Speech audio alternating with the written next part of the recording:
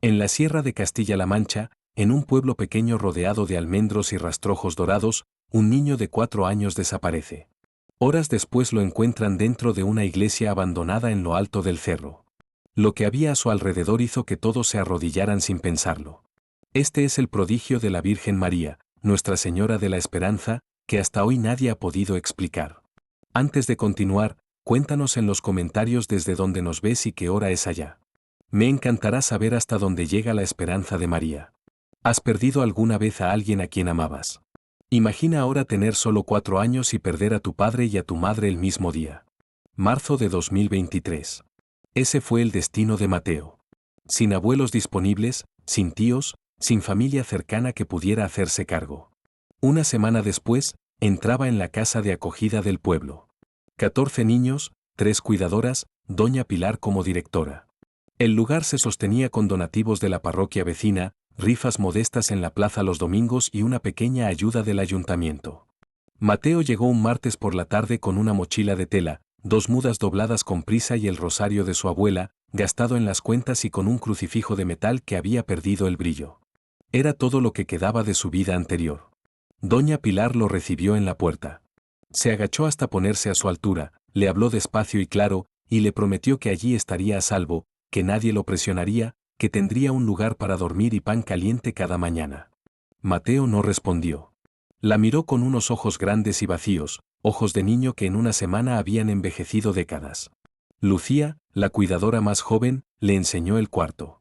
4 camas de hierro pintadas de blanco, paredes con dibujos hechos por los propios niños, 3 compañeros que compartían el espacio. A Mateo le tocó la cama junto a la ventana.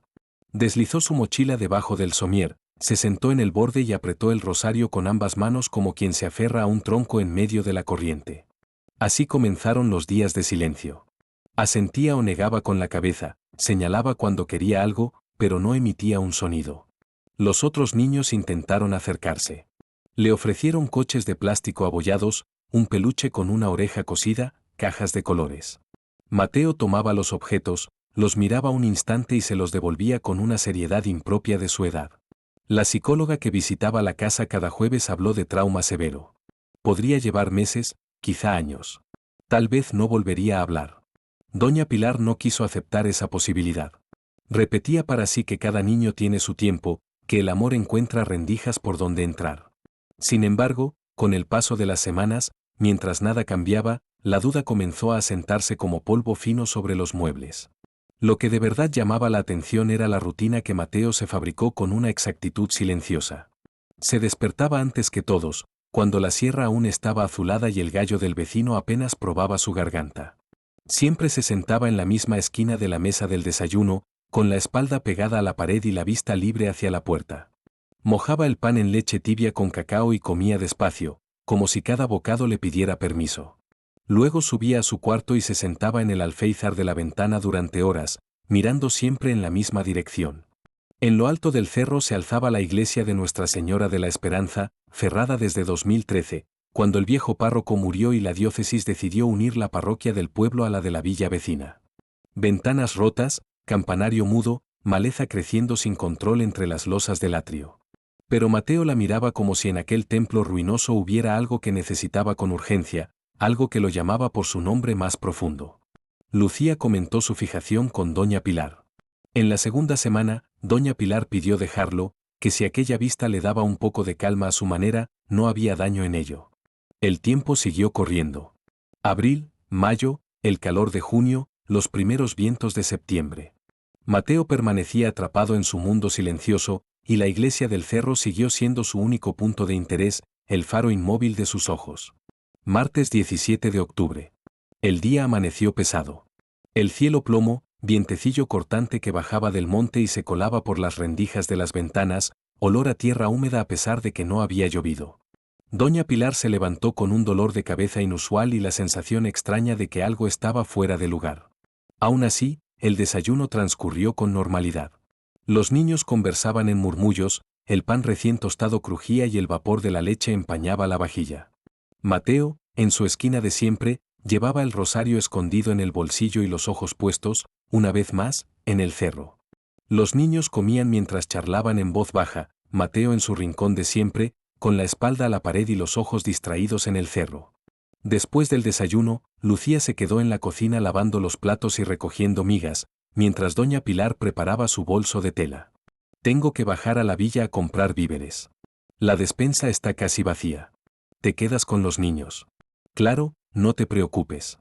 Doña Pilar salió a las 2:30 de la tarde, el viento empujándole el abrigo al cruzar el patio.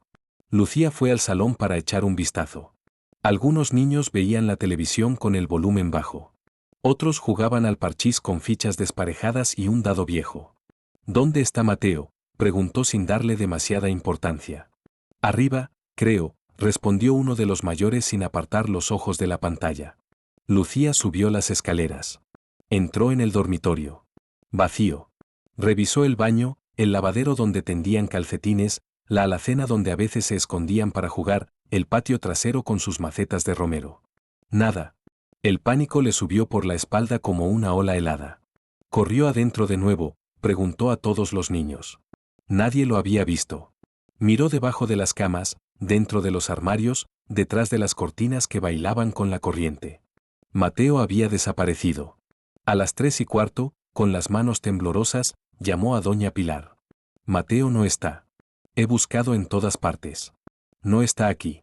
Doña Pilar dejó la cesta de la compra en el suelo de la tienda y regresó de inmediato. Al llegar, las dos comenzaron a tocar puertas en la calle empedrada.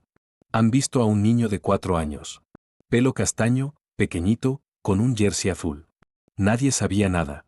Las agujas del reloj avanzaron sin compasión. 4, 5, 7. El cielo se oscureció de golpe y la desesperación creció en la misma medida. Doña Pilar estaba a punto de llamar a la Guardia Civil cuando Lucía se detuvo a mitad de la calle, levantó la vista y miró la cima del cerro. La iglesia, dijo simplemente. Doña Pilar siguió su mirada.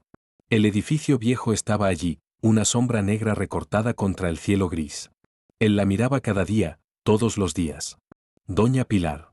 Se cruzaron una mirada, solo un segundo, y echaron a correr. Lo que no sabían era que Mateo llevaba horas allí. A las 2:45 de la tarde, mientras Lucía estaba distraída en la cocina y los demás se entretenían en el salón, Mateo bajó las escaleras sin hacer ruido, abrió la puerta trasera y salió al patio. El viento era fuerte y frío, levantaba remolinos de hojas secas que raspaban el suelo como pequeños animales huidizos. Emprendió el camino hacia el cerro.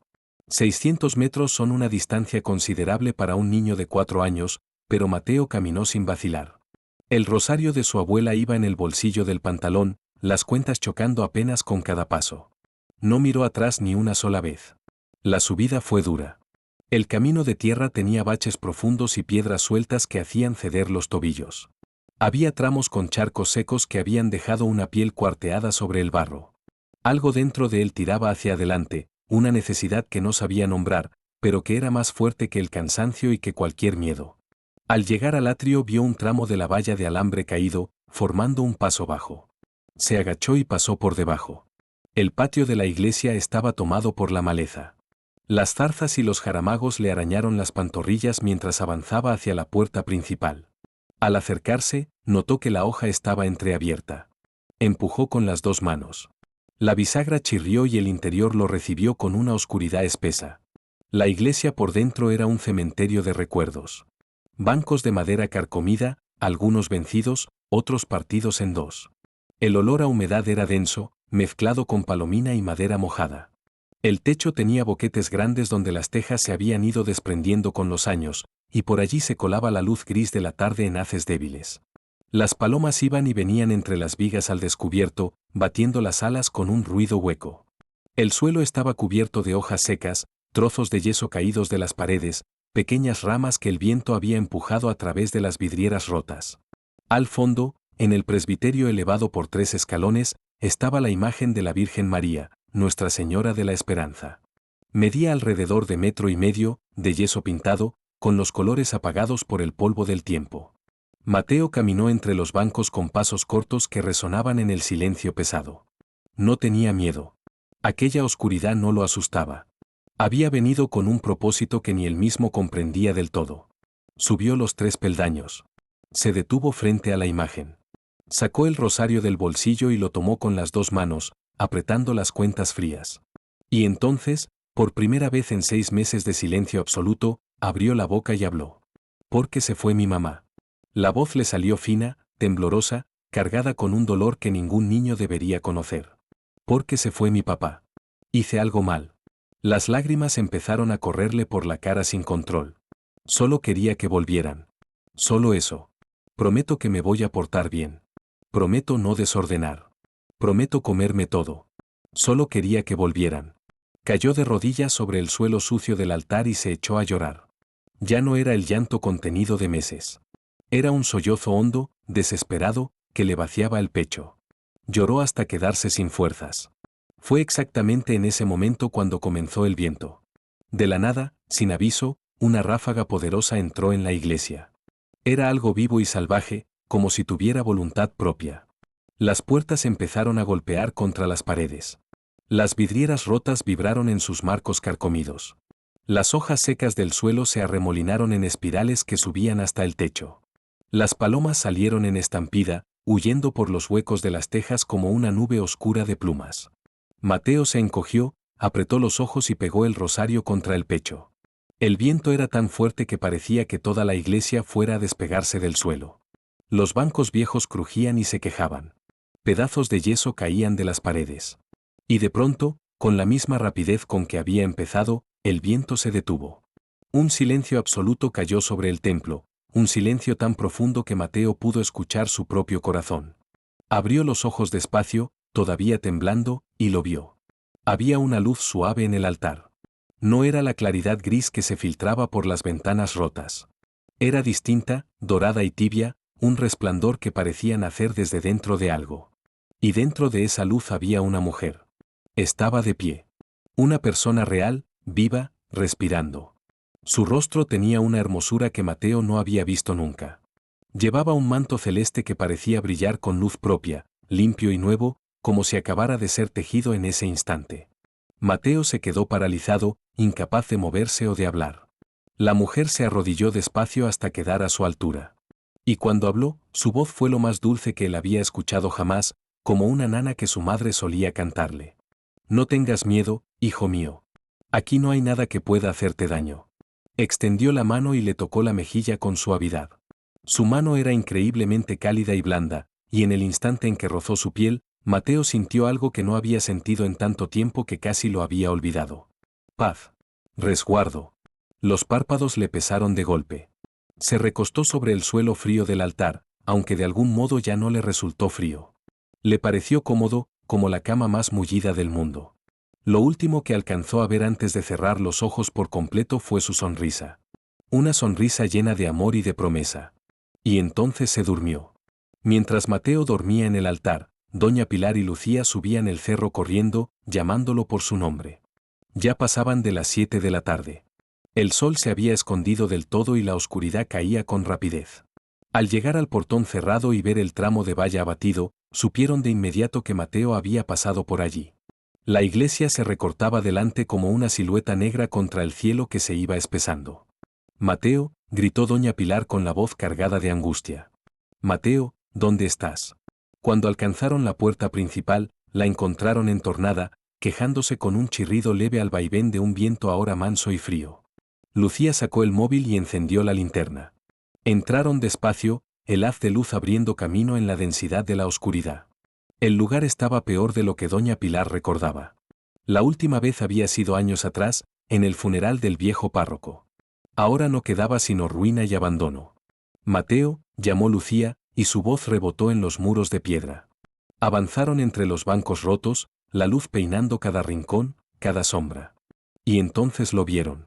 En el altar, al fondo de la nave, un cuerpecito yacía en el suelo. Doña Pilar corrió, subió los escalones y se dejó caer de rodillas junto a Mateo. Solo dormía, como si estuviera en la cama más cómoda del mundo. «Gracias a Dios», susurró con lágrimas de alivio resbalándole por la cara. «Gracias a Dios está bien». En ese momento, Lucía, que barría el altar con la luz, se quedó inmóvil. «Doña Pilar, ¿eso qué es? ¿Qué es eso aquí?». Doña Pilar siguió el círculo de luz y el corazón se le detuvo un segundo entero. Alrededor de Mateo, formando una circunferencia perfecta, había 7 azucenas blancas. No estaban mustias ni viejas. Eran frescas, como si las hubieran cortado hacía apenas minutos. Los pétalos eran impecables, blancos como nieve recién caída. Los tallos, verdes y firmes. Sobre los pétalos brillaban gotitas de agua como rocío recién nacido. El perfume era intenso, dulce y limpio, llenando el aire a su alrededor. Doña Pilar tomó una de las flores con las manos temblorosas. La azucena estaba completamente fresca. Era perfecta en todos sus detalles. ¿De dónde han salido estas flores?, alcanzó a decir Lucía, casi en un hilo de voz. Doña Pilar, aquí no hay jardineras. Aquí no crece nada desde hace 10 años. ¿Dónde podrían haber salido estas azucenas? ¿De dónde han salido estas flores? Doña Pilar no tuvo respuesta. Miró alrededor buscando una explicación lógica. Alguien pudo entrar antes que nosotras. ¿Pero quién y para qué? ¿Y cómo podrían estar las flores tan frescas, tan perfectas? Lucía movió la linterna y el haz iluminó de lleno la imagen de la Virgen en el altar. Las dos mujeres vieron algo que las hizo caer de rodillas, una al lado de la otra. La imagen estaba limpia, completamente, de un modo imposible. El manto azul brillaba como si lo hubieran pintado esa misma tarde. No había una mota de polvo, ni una sola telaraña. Ninguna huella de 10 años de abandono. Parecía una imagen nueva, recién colocada en su peana. Virgen María, murmuró doña Pilar. Santísima Virgen María. Lucía lloraba en silencio, con las lágrimas corriéndole por las mejillas mientras contemplaba la pureza impecable de Nuestra Señora de la Esperanza. ¿Qué ha pasado aquí, doña Pilar? ¿Qué ha ocurrido en esta iglesia? Fue entonces cuando Mateo abrió los ojos. Parpadeó un par de veces, desorientado, miró a doña Pilar, luego a Lucía, y dijo con una voz clara y serena que no usaba desde hacía meses. Ella estuvo aquí. Doña Pilar lo alzó y lo apretó contra su pecho. ¿Quién, Mateo? ¿Quién está aquí? La señora de azul. Vino a hablar conmigo. Lucía se cubrió la boca con ambas manos, conteniendo los sollozos que pugnaban por salir. ¿Qué? ¿Qué te dijo? Mateo la miró con esos ojos grandes. Dijo que mi mamá y mi papá están bien. Que me quieren mucho. La voz le tembló. Y que no me voy a quedar solo, que una familia me va a encontrar. Apretó el rosario contra el pecho. Me dijo que tuviera fe, que todo va a estar bien. Doña Pilar lo abrazó más fuerte, incapaz de contener sus propias lágrimas. Lucía se acercó y los tres se quedaron allí, abrazados en el suelo sucio de un templo abandonado, rodeados de azucenas imposibles y con una imagen de la Virgen milagrosamente limpia. Ninguno encontró palabras. Lo que sentían desbordaba cualquier explicación. Pasados unos minutos, doña Pilar se levantó con Mateo en brazos. Vámonos a casa, mi angelito. ¿Necesitas comer algo? ¿Puedo llevarme una flor? Sí, puedes llevarte las que quieras. Mateo cogió una azucena del suelo con extremo cuidado, como si sostuviera un tesoro. Salieron de la iglesia. Doña Pilar cargaba a Mateo. Lucía llevaba otras 2 azucenas entre las manos. La noche era ya fría y clara. Las nubes se habían deshecho y las estrellas titilaban con fuerza en el cielo oscuro. Durante todo el descenso del cerro, Mateo habló. Les contó del viento fuerte, de la luz dorada, de las palabras de la señora de azul, del abrazo que hizo que el dolor se deshiciera como sal en agua tibia. Doña Pilar y Lucía escucharon en silencio, todavía tratando de procesar lo que habían visto y oído. Al llegar a la casa, los otros niños corrieron a la puerta. Mateo les sonrió, la primera sonrisa verdadera desde que había llegado a ese lugar. Doña Pilar se adelantó antes de que empezaran las preguntas. Todos a la cama ya. Es muy tarde y mañana algunos tenéis colegio. Subió con Mateo, le ayudó a cambiarse, le acomodó la manta con cuidado. Mateo sujetaba la azucena con una mano y el rosario con la otra. Doña Pilar. Dime, mi ángel. Gracias por buscarme y por no enfadarte conmigo. A doña Pilar se le apretó la garganta. No podría enfadarme contigo nunca, Mateo. Nunca. Solo estaba preocupada, porque eres muy importante para mí. Mateo sonrió y cerró los ojos. En pocos minutos estaba profundamente dormido. La azucena quedó acostada junto a su almohada, el tallo apoyado en un vaso con agua. Doña Pilar bajó a la cocina y encontró a Lucía sentada a la mesa con las 2 azucenas que había traído. Se miraron en silencio un largo momento. ¿Crees que fue un milagro de la Virgen?, preguntó por fin Lucía. Vi las flores. Vi la imagen limpia. Y escuché a Mateo hablar por primera vez en 6 meses. ¿Qué otra cosa puedo hacer sino creer? ¿Qué hacemos ahora? No lo sé. De verdad que no lo sé. Pero algo me dice que esto es solo el comienzo. Y tenía razón. En un pueblo pequeño ningún secreto dura un día entero. A la mañana siguiente, Mateo se levantó temprano. Bajó a desayunar llevando la azucena blanca con sumo cuidado. Los otros niños lo miraron con curiosidad cuando dejó la flor a un lado de su plato. ¿De dónde la sacaste?, preguntó Tomás, uno de los mayores. De la iglesia, respondió Mateo sin adornos. Tomás frunció el ceño. ¿Qué iglesia? La de allá arriba. ¿Fuiste solo? Fui. Los niños empezaron a lanzar más preguntas, pero Lucía intervino y pidió a todos que comieran. Después del desayuno, algunos salieron hacia la escuela con las mochilas al hombro. Inés, una niña de 10 años, se cruzó por el camino con la hija de la vecina. ¿Sabes? Hoy Mateo apareció con una flor. Dice que la trajo de la iglesia vieja y que fue él solo. ¿De veras? La hija de la vecina se lo contó a su madre en cuanto llegó a casa. Esa tarde, la madre lo mencionó en la panadería mientras compraba barras a Marta Jiménez, conocida por su curiosidad incansable. Al día siguiente, Marta se presentó en la casa de acogida. Doña Pilar la recibió en la cocina con café y magdalenas. Marta, ¿qué te trae tan temprano? Pilar, perdona la indiscreción, pero oí que el pequeño Mateo fue solo a la iglesia vieja. Es verdad. Doña Pilar suspiró. Sabía que ocultarlo sería inútil. Es verdad. Se escapó ayer por la tarde. Lucía y yo estuvimos horas buscándolo. Lo encontramos allí. Dios mío. Está bien. Lo está, pero Marta. Doña Pilar dudó un instante. Allí pasaron cosas que no puedo explicar. ¿Qué clase de cosas? Doña Pilar se lo contó. Las azucenas frescas en el suelo, la imagen limpia como recién estrenada, lo que dijo Mateo al despertar. Marta se quedó callada un buen rato. ¿Le crees? Vi las azucenas, Marta. Con estos ojos. 7 azucenas perfectas en una iglesia abandonada. ¿De dónde salieron? Marta se marchó con la cabeza llena de preguntas. Se lo dijo a su marido a la hora de la comida. Él lo comentó con su hermano en la cooperativa del campo. En 2 días, la historia corría de boca en boca por todo el pueblo. El viernes, al abrir la puerta por la mañana, doña Pilar encontró a 5 personas en el porche. Disculpe que molestemos, dijo un hombre de unos 50 años. Me llamo Rodrigo Sáez. Hemos oído lo de la iglesia. Podemos subir. El terreno es municipal. No necesitan mi permiso. A lo largo de ese día, vio gente ascendiendo por el sendero del cerro en pequeños grupos, algunos con bastones, otros con bolsas de tela para recoger la basura que encontraran. El sábado fueron más. El domingo, decenas. Familias enteras, ancianos, jóvenes del instituto, curiosos que apenas recordaban haber entrado allí de niños. El lunes por la mañana se presentó un hombre mayor. Pelo gris, manos encallecidas de toda una vida de trabajo. Me llamo Ramiro Cebrián. Soy carpintero. Subí ayer y vi cómo está la iglesia. Si la gente va a seguir yendo, hay que arreglarla. Alguien podría hacerse daño.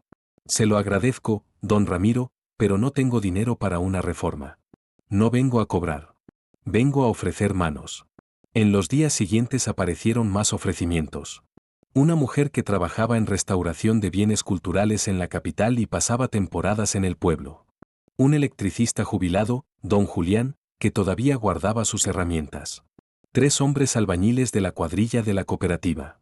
El sábado siguiente, 20 personas se reunieron en la iglesia con escobas, palas, cubos, mascarillas, cuerdas y una voluntad que encendía el aire.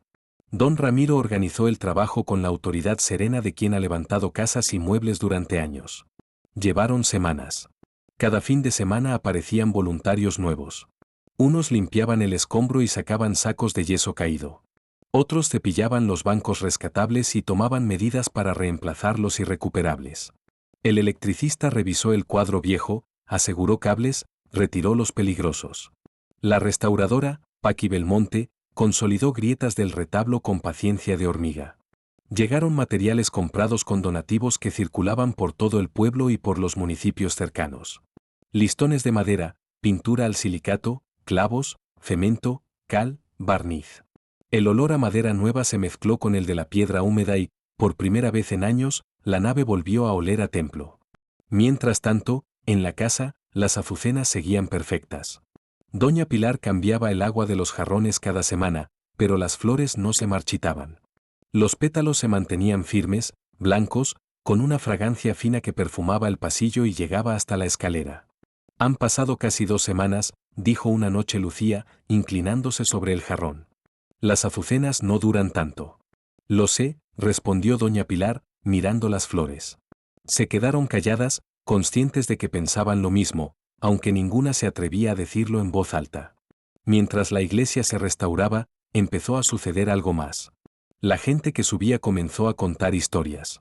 Beatriz Torres tenía 52 años. Llevaba 20 trabajando en la biblioteca municipal de la villa. En agosto comenzaron unos dolores punzantes en el estómago. Los médicos hicieron pruebas. Una enfermedad grave, en fase avanzada. Le dijeron 6 meses, quizá menos. Fue entonces cuando escuchó hablar de la iglesia del cerro. Su hermana le contó la historia del niño, las flores, la imagen limpia. Beatriz no era especialmente religiosa. Iba a misa en Navidad y en Pascua, por costumbre familiar más que por convicción. Pero algo en ese relato tocó una cuerda muy honda. Un martes por la tarde le pidió a su marido que la llevara. Cuando por fin llegaron, la iglesia estaba vacía. Las obras de restauración estaban casi terminadas. Los bancos nuevos olían a madera recién cortada. Por las ventanas entraba el sol en haces limpios que dibujaban polvo dorado en el aire. Beatriz caminó hasta el altar. La imagen de la Virgen estaba allí, serena, limpia, hermosa. Se arrodilló. No sabía exactamente qué decir, así que habló desde el corazón. No sé si puedes oírme. Ni siquiera sé si creo en todo esto, pero tengo miedo. Mucho miedo. Y si eres real, si de verdad te apareciste a ese niño, quizá también puedas escucharme a mí. No te pido un milagro. Solo te pido paz para mí y para mi familia. Se quedó allí una hora. Cuando salió, el sol ya se estaba poniendo. Su marido la esperaba en el coche con la ventanilla entreabierta. ¿Cómo te sientes?, preguntó. Diferente, respondió ella tras un silencio. Me siento diferente. 2 semanas después, Beatriz volvió al hospital. El médico revisó las pruebas, frunció el ceño y pidió repetirlas. Había mejoría. No era enorme, pero sí clara. En los meses siguientes, los valores siguieron bajando. El médico no supo explicarlo. Habló de remisión espontánea, algo raro, pero posible. Beatriz, sin embargo, lo sabía. Muy dentro de ella lo sabía. Volvió a la iglesia una tarde de primavera. Se arrodilló en el mismo lugar. Esta vez no pidió nada. Solo dio gracias por el milagro de la Virgen María. Las historias de los prodigios se esparcieron. Otros comenzaron a compartir lo que habían vivido. Doña Pilar escuchaba esos relatos cuando la gente se acercaba a la casa para preguntar por Mateo, para dejar donativos, para traer pan o leche o simplemente para contar que subieron al cerro y que salieron de allí con una paz difícil de explicar. En diciembre, llegó una pareja. Álvaro y Teresa Martín. Él trabajaba de contable en una asesoría. Ella era fisioterapeuta en la capital. 10 años casados, sin hijos. Habían subido a la iglesia en noviembre. Rezaron. Teresa lloró en silencio. Álvaro, aunque no se consideraba religioso, sintió algo en aquel lugar. Una presencia. Algo que no sabía nombrar. De regreso pasaron frente a la casa de acogida. Teresa miró el letrero de madera pintado por los niños. ¿Crees que aceptan visitas? ¿Por qué? No lo sé. Pensé que si no podemos tener hijos, quizá. Álvaro aparcó. Llamaron a la puerta. Doña Pilar abrió. Los invitó a pasar. Les mostró la casa, el comedor con manteles de cuadros, la sala con estanterías de libros usados, el patio con macetas de geranios. Les presentó a algunos niños que estaban dibujando. Entonces Mateo entró en la sala, recién llegado del colegio, la bufanda desatada y las mejillas encendidas por el frío. Teresa se quedó sin aire un segundo. Había algo en aquel niño, una calma antigua en los ojos, la forma en que la miró y sonrió. Una sonrisa pequeña, pero verdadera. Hola, dijo simplemente, y subió a su habitación. En el coche, de vuelta, Teresa miró a Álvaro. ¿Lo sentiste? ¿Sentir qué? Ese niño. Había algo en él. Álvaro condujo en silencio unos metros. Sí, lo sentí. Volvieron la semana siguiente y la otra. Comenzaron a pasar tiempo con Mateo.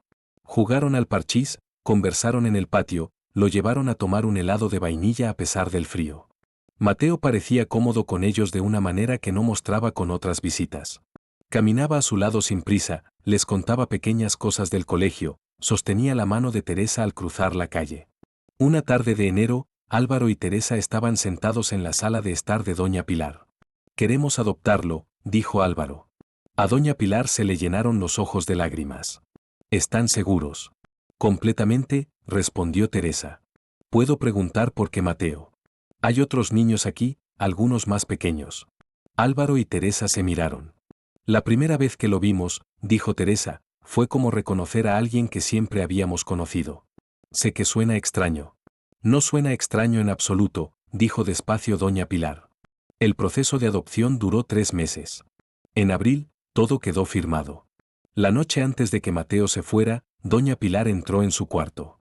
Él estaba sentado en la cama, mirando por la ventana la iglesia encendida en lo alto del cerro. «Mateo, mi ángel. Mañana te vas a tu nueva casa». «Lo sé. ¿Cómo te sientes?» Mateo la miró. Contento y triste también. Es normal sentir las dos cosas. «Doña Pilar. Dime». Ella dijo que iban a venir. La señora de azul. Dijo que tendría una familia. Doña Pilar se sentó a su lado en la cama y lo abrazó con fuerza. Tenía razón. Al día siguiente, Álvaro y Teresa llegaron por la mañana. Todos los niños se reunieron en la sala para despedirse. Algunos lloraron, otros intentaron ser fuertes. Mateo abrazó a cada uno, uno por uno, con paciencia y ternura. Cuando le tocó a Doña Pilar, se le colgó del cuello y no la soltó durante un buen rato. «Gracias por cuidarme. Fue un honor, mi vida. Vendrás a visitarnos». «Promesa. Promesa». Subió al coche de los Martín.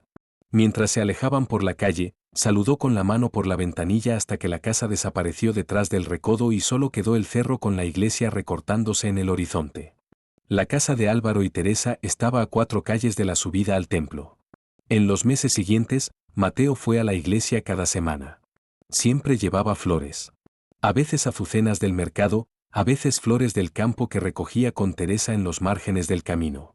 Las colocaba en el altar, permanecía en silencio unos minutos, respiraba ese aire que olía a piedra antigua y a madera nueva, y se marchaba. La iglesia siguió recibiendo gente. Ya no eran multitudes como al principio, pero sí un fluir constante. Subían sobre todo en tiempos difíciles, cuando llegaba un diagnóstico duro, cuando un matrimonio se quebraba, cuando el dolor pesaba demasiado para llevarlo a solas. Allí encontraban un banco, una luz encendida, una imagen impecable y un silencio que abrigaba.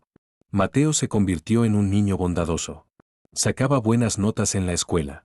Tenía pocos amigos, pero fieles. Álvaro y Teresa lo amaban con un cariño paciente y profundo.